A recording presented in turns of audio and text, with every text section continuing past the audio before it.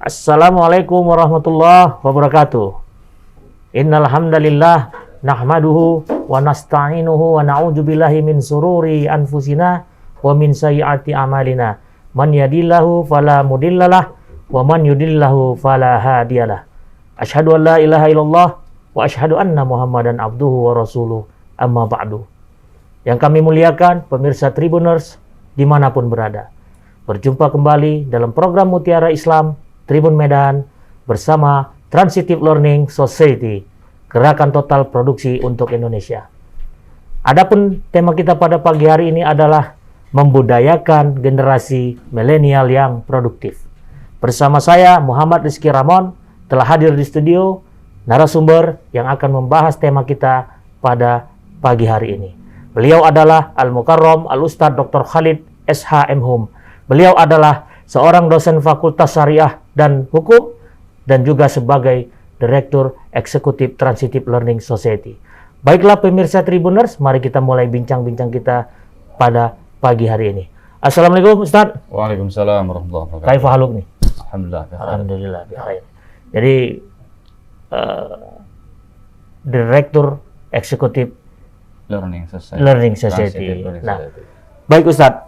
Ustaz Khalid mungkin bisa menyampaikan ke Tribuners terkait dengan pengantar di tema kita pada pagi hari ini. Nanti selanjutnya kita akan sampaikan beberapa diskusi lah, pertanyaan terkait tema kita. Silakan Ustaz. Baik, terima kasih kepada Tribun News, Bapak Rizky, para pemirsa Tribuners ya, dimanapun berada yang berbahagia pada pagi hari ini. Hari ini, pagi ini kita akan mendiskusikan ya, bincang-bincang lah Pak Rizky ya, tentang membudayakan generasi milenial yang produktif.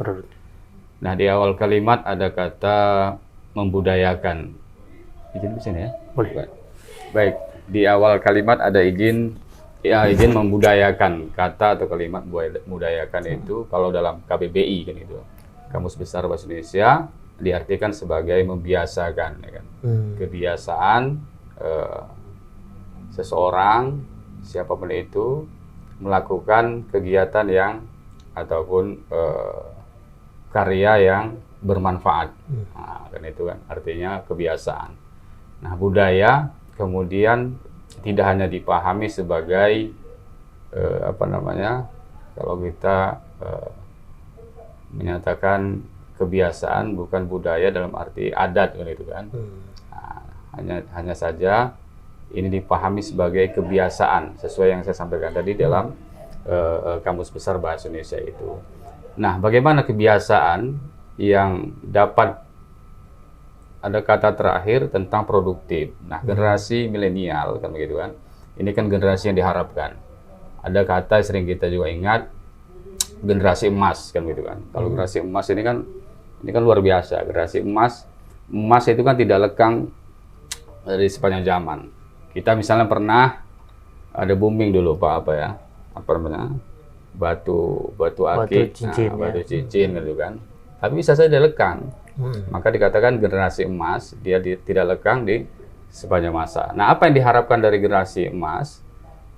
Ini kan generasi milenial yang kita pahami kosakatanya sekarang itu diharapkan sebagai penerus bangsa kan gitu. Penerus bangsa, negara dan agama. Nah, apa yang harus dilakukan sebagai seorang generasi penerus? Kita kata dengan generasi milenial. Nah, membiasakan adalah budaya, membiasakan membuat karya kan, sehingga orang tahu, mengerti dirinya itu bermanfaat. Tapi lagi-lagi kita menekankan karya-karya itu seharusnya kan baik. Ketika karya itu baik, maka dia akan bermanfaat. Nah, ada hadis kan gitu kan.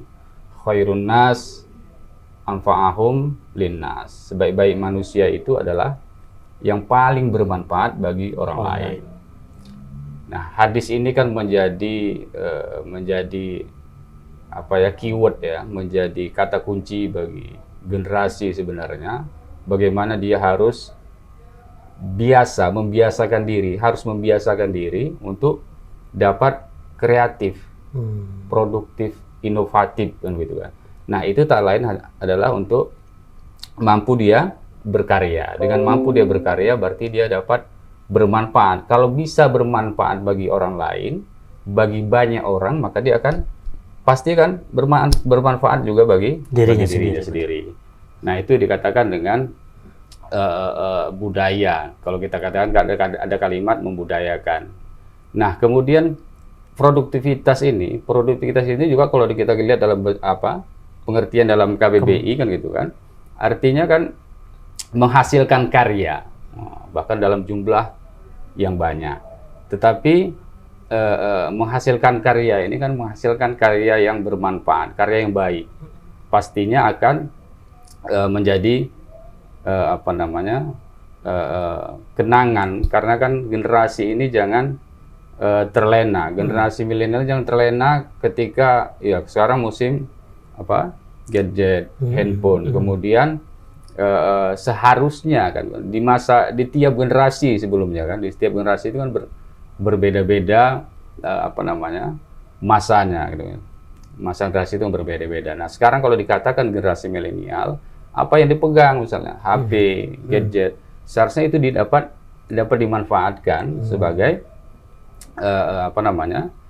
membawa kebaikan. Kalau sudah dapat itu digunakan untuk kebaikan, maka itu salah satu sudah sepadan dengan kata produktif itu. Karena kan produktif itu nanti menghasilkan karya. Nah, bagaimana dia berkarya kalau dengan handphonenya?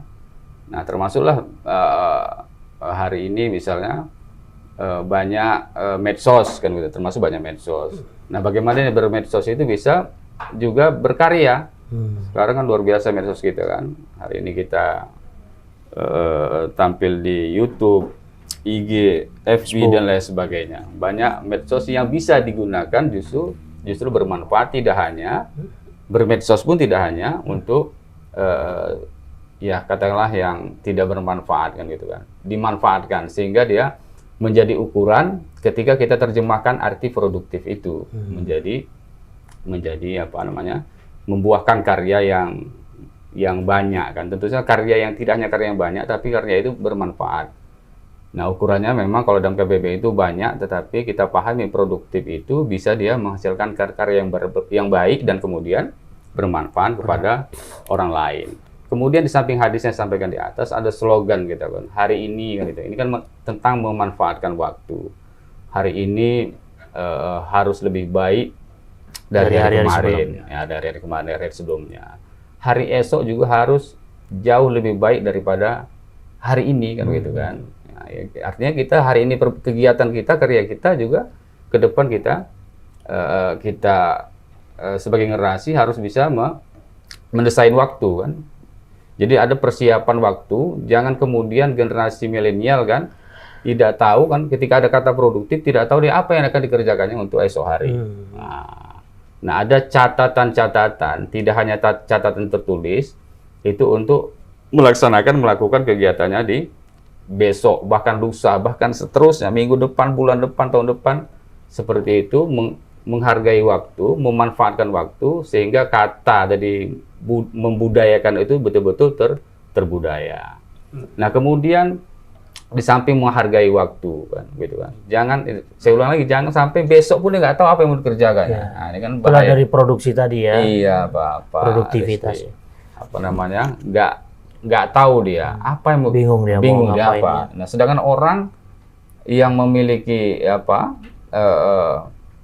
masa depan yang tinggi tentunya tidak hanya besok kan gitu kan.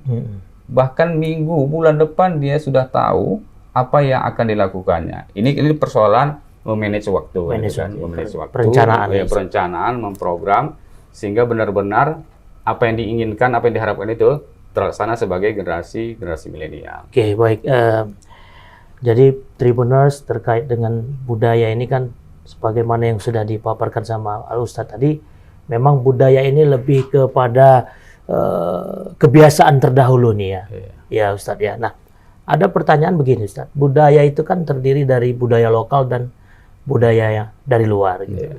Sebagai kaum milenial lah nih Ustadz, apakah Ustadz bisa memberikanlah gambaran bagaimana sih milenial itu bisa memfilterisasi antara budaya ataupun kearifan lokal yang positif dengan budaya dari luar yang juga memang lebih banyak positif kali ya. Tapi memang bagaimana milenial ini bisa Ustadz kasih gambaran untuk memfilterisasinya, Ustadz? Silakan. Baik. Nah, di awal saya sampaikan tentang budaya, membudayakan, tidak hanya culture kan. Kalau kita pahami budaya sebagai culture kan gitu, sebagai budaya misalnya, sebagai adat misalnya ya. Nah, kita seharusnya generasi milenial itu seharusnya memahami juga apa yang disampaikan tadi Bang Rizky, memahami juga kita berada di mana. Negara kita, negara Indonesia memiliki banyak ragam suku, banyak bahasa kan begitu kan, termasuk agama dan seterusnya.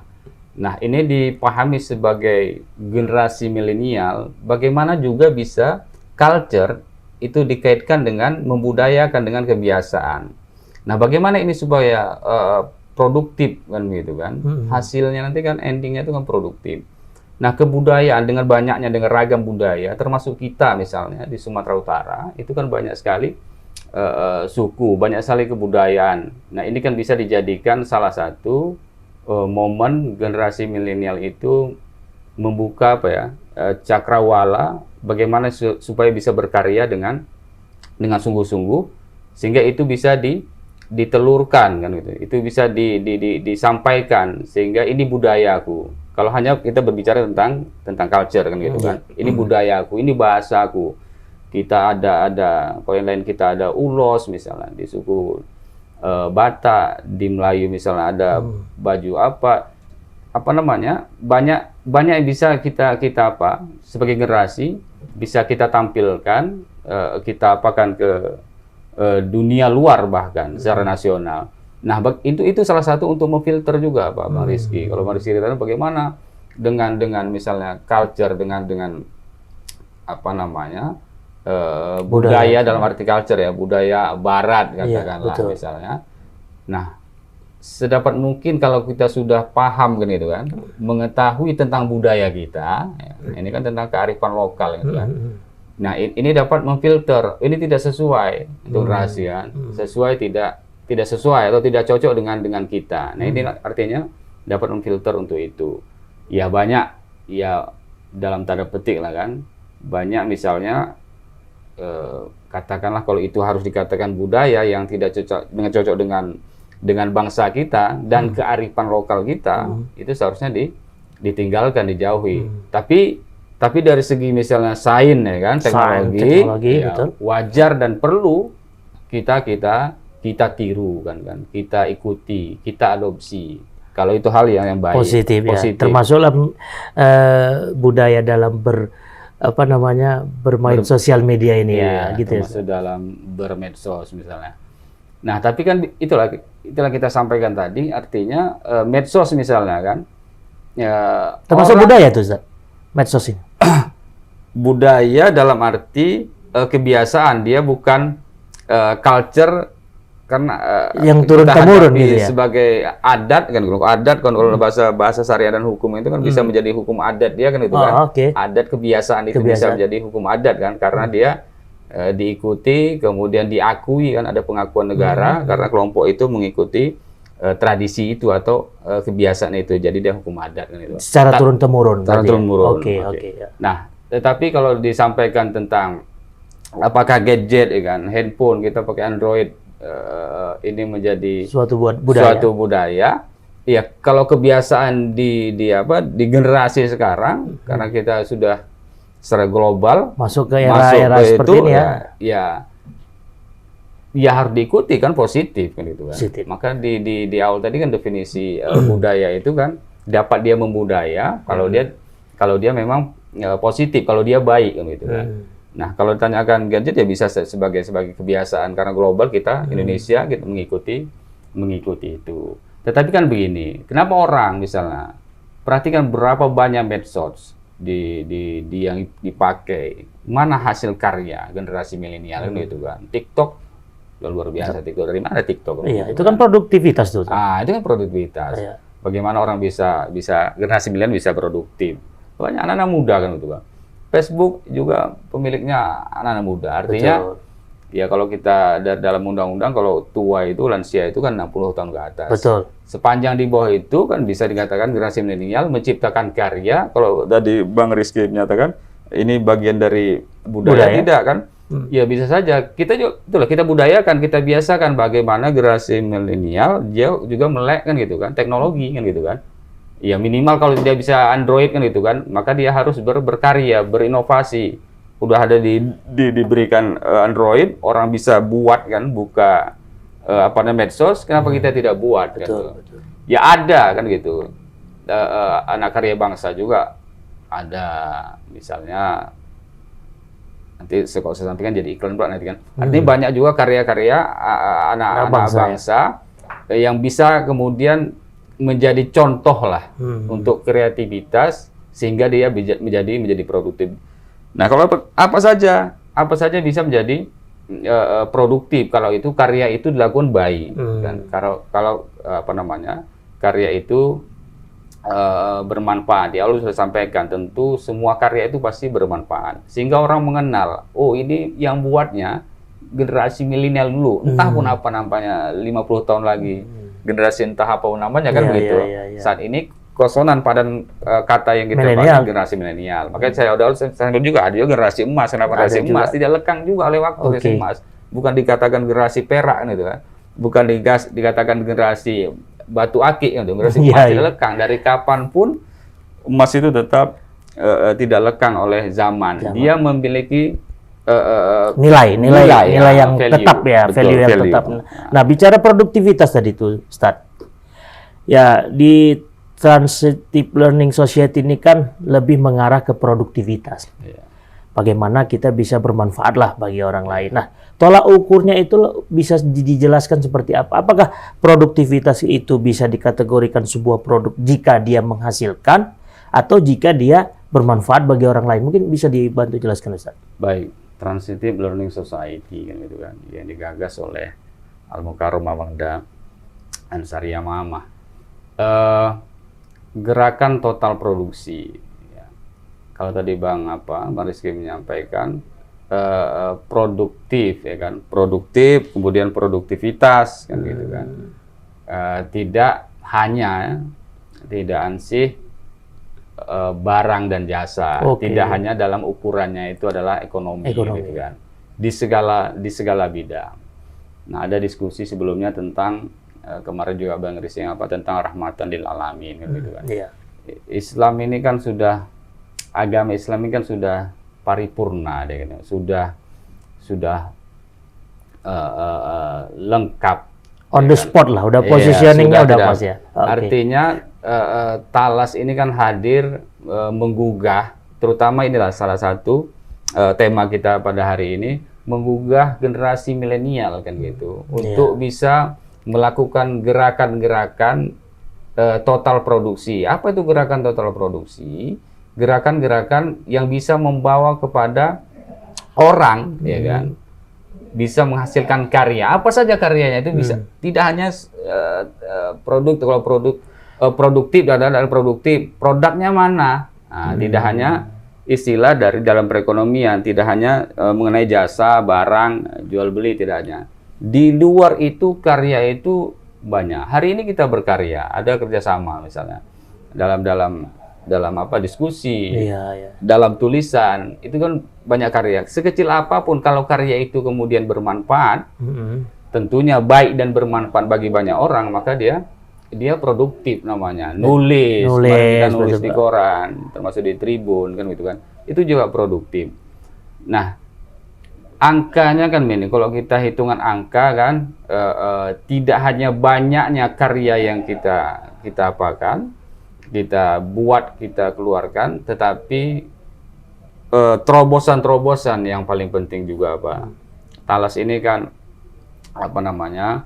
membuka ruang dan jalan ke arah itu. Bagaimana generasi itu bisa merobos ruang itu sehingga dia betul-betul memiliki karya, maka dia bilang dia produktif. Nah, jalan inilah sebagai gerakan total produksi itu. Jadi gini, kalau generasi itu kan muda deh kan, harus terus muda kalau dia kan generasi, semangat ya kan, masih memiliki. Nah, kalau pemahaman kita, orang misalnya memiliki karya-karya besar itu tidak terpengaruh oleh umur misalnya, ya kan, harus dia mapan umurnya, bahkan dalam tanda petik dia harus mapan statusnya, bahkan harus mapan dia jenjang pendidikannya dan kedudukannya. Tapi dalam implikasi, dalam praktek misalnya dia tidak bisa bermanfaat, menghasilkan karya bagi orang lain, bagi banyak orang lain, dia harus bermanfaat bagi orang lain. Saya rasa belum berproduksi. Gitu. Sekecil apapun itu. Ya, saya ulangi, tidak hanya gini Pak Rizky kan, tidak hanya dalam bentuk barang dan jasa, ya kayak diskusi ini, terus kayak menghasilkan karya-karya tulisan dan segala macam, itu termasuk dalam istilah produksi tadi ya Ustaz. Nah, pertanyaannya gini Ustaz, kira-kira untuk merealisasikan sebuah produktivitas itulah, sebuah produksi itu, apa yang menjadi tantangan terberat lah untuk generasi milenial terutama di era, ya boleh dibilang di era digitalisasi ini kan? Ya kita tahu sendiri kan, semua persaingan sangat padat, dan ketika memang kita harus mempunyai wawasan-wawasan yang cukup luas lah untuk menghasilkan suatu produksi itu. Gimana Ustaz? Baik, banyak tantangan ya kan yang dihadapi generasi.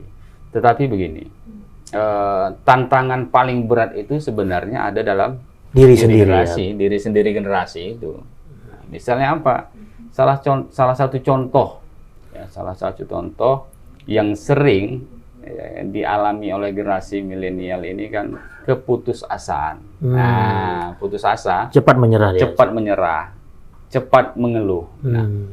Nah, banyak mengeluh ini tidak menyelesaikan masalah. Justru generasi itu akan menjadi putus asa, tidak bersemangat, stres kan? Karena dia banyak mengeluh. Nah, banyak mengeluh ini justru nanti mengurangi jadi tidak bisa, orang berkurang rasa syukurnya dalam Islam gitu ya, berkurang rasa syukurnya karena banyak mengeluh. Nah, kemudian inilah yang menjadi generasi itu vakum karena dia terlalu terfokusnya pada masalah, dianggapnya masalah yang dihadapinya itu berat. Nah, sehingga dia tidak bisa misalnya melihat ke belakang banyak persoalan-persoalan berat yang pernah dialami orang jauh sebelum dia misalnya. Nah, ini kan sebagai cambuk saja, sebagai cemeti kan gitu istilah apanya. Bagi generasi milenial itu agar jangan sampai putus asa karena dia banyak mengeluh. Nah, ya, itu bukan jalan keluar. Mengeluh itu kan ibarat bagian dari proses masa lalu yang memang belum berhasil kan gitu ya. Ibarat kayak ilustrasinya mengendarai sebuah kendaraan. Ketika kita hendak mau maju ke suatu titik, tapi kita hanya melihat spion yang ada di kiri kanan kendaraan itu, ya kita nggak akan pernah move on atau nggak akan pernah dapat ke titik itu kan, seperti itu. Betul. Nah, jadi kira-kira apa yang harus diyakinkan lah ke milenial ini biar dia jangan bersifat mengeluh, berputus asa. Apa yang ingin disampaikan? Dari tantangan tadi kan ini Mbak Rizky kan, dari tantangan, salah satu tantangan tadi misalnya dengan keluh kesah misalnya. Nah, bagaimana harapan? Ini kan membawa harapan juga kan. Harapan dari tantangan itu kan orang berharap, ya kan. Orang pernah, ya siapa saja pernah mendapatkan masalah, saya rasa. Siapa saja pernah diuji untuk katakanlah terpuruk dalam sekalipun dia kan, terjerembab sekalipun. Maka tantangannya seperti ini harusnya diarahkan kepada ada semangat untuk memperbaiki, ada semangat untuk bangkit kan. Semangat untuk bangkit dan untuk kembali ke jalan yang lebih baik dari sebelumnya. Ini kan perlu ada harapan, ya kan? Harapan, cita-cita kan itu kan. Jadi orang tidak terfokus dari permasalahannya, ya. Generasi itu tidak terfokus dari banyaknya mengeluh, keluh kesah, tetapi beralihlah ke beralihlah ke fokus ke cita-cita dan harapan itu. Wah, bagaimana bisa menciptakan suatu kreativitas dalam bentuk produksi tadi. Iya, itu kan pengalaman. Jatuh kita ini kan, kalau bahasa saya terjerembab, ya kan, terpuruk, ya kan. Ini kan jadi kalau bahasa kita ini kan jadi apa? Pengalaman paling berharga. Referensi dalam diri kita kan, pengalaman berharga bagi kita, sehingga kita ada usaha, ya kan, ada ikhtiar kan, untuk berbuat yang lebih baik lagi ketika sudah ada pengalaman sebelumnya. Nah, inilah yang dikatakan dengan membiasakan tadi, terbiasa kita dengan karya kita, kan, terbiasa kita dengan semangat kita dengan harapan dan cita-cita, itu tumbuhlah sebuah karya. Dan mungkin bisa kita simpulkan begini, Ustaz. Budaya itu adalah sebuah produksi. Mungkin bisa seperti itu. Iya. Jadi ketika memang kita ingin melestarikan budaya yang baik tadi itu, ya bagaimana kita bisa berusaha berproduksi setiap hari, mungkin setiap jam, setiap detik, berpikir bagaimana bisa menghasilkan sesuatu yang baru tadi. Iya, tepat sekali ya Pak, Bang Rizky, kan gitu kan. Orang kadang budaya ini kan kadang, wah begitu, apakah begitu sudah budayanya? Karena pertanyaan itu kan, nggak cocok pun, kurang dalam tanda petik, itu budayanya kan gitu. Nah, ini kan membiasakan. Nah, orang menerobos untuk menjadi terbiasa, ya kan, membiasakan diri melakukan hal-hal yang produktif. Tentunya apa itu hal-hal produktif? Tadi sudah kita ceritakan, hal sekecil apapun kemudian bisa bermanfaat bagi dirinya, bagi orang banyak, bagi orang lain. Itu udah namanya produksi kan. Dia sudah memproduksi kan. Berarti sudah memproduksi karya kan, itu kan. Ya, dalam misalnya kalau dia kan, ya tidak hanya sebatas misalnya kami dari kampus misalnya gitu. Tidak hanya karya itu dalam bentuk buku. Kalau dosen itu kan karyanya buku kan, itu kan. Ya, generasi milenial bisa apa saja. Yang dibuatnya, yang diolahnya diolahnya kreativitas lah pula kan, begitu kan. Artinya itu bisa menjadi karya yang bermanfaat bagi dirinya dan orang lain. Oke, baik. Nah, ini terakhir nih, Ustaz. Apa harapan Ustaz bagi Tribuners lah yang sedang menyaksikan kita ini terkait dengan tema yang kita bahas kali ini, Ustaz? Baik, pemirsa Tribuners yang saya hormati dan banggakan, generasi yang produktif dengan kita pakai generasi milenial, bagaimana dia bisa menjadi generasi emas, itu dipengaruhi oleh banyak hal. Tetapi yang paling penting, bagaimana dia bisa memproduksi kan, sehingga dia produktif. Apa yang diproduksi kan, itu kan? Karya. Bagaimana dia membuat karya? Apa karyanya? Nah, itulah yang menjadi ukuran itu. Saya sampaikan tadi awal, yang menjadi ukuran itu bukan hanya dari barang dan jasa. Apa saja bisa dilakukan sepanjang itu baik. Makanya kalau misal sepanjang itu baik dan bermanfaat, itu bisa dilakukan. Nah, bagi generasi milenial, bagi Tribuners, harapannya bersemangatlah kita melangkah dari jatuhnya keterpurukan kita sebelumnya, menjadi katakanlah menjadi batu loncatan dan pengalaman untuk tetap bersemangat, berkarya, berinovasi, sehingga kita betul-betul sesuai dengan di awal tadi, betul-betul bermanfaat banyak bagi orang lain. Dan hari ini lebih baik dari hari esok. Seperti itu. Iya, betul. Baik, demikianlah Tribuners, bincang-bincang bersama Dr. Khalid SHM Home. Semoga dari perbincangan ini ada manfaat yang bisa kita ambil dan dapatkan. Tetap ikuti program Digital Tribun Medan, follow, like and share YouTube, Instagram, TikTok, dan Facebook Tribun Medan. Akhir kata, kepada pemirsa Tribuners, saya Muhammad Rizky Ramon dan Dr. Khalid pamit undur diri. Kita berjumpa kembali di Mutiara Islam episode yang akan datang.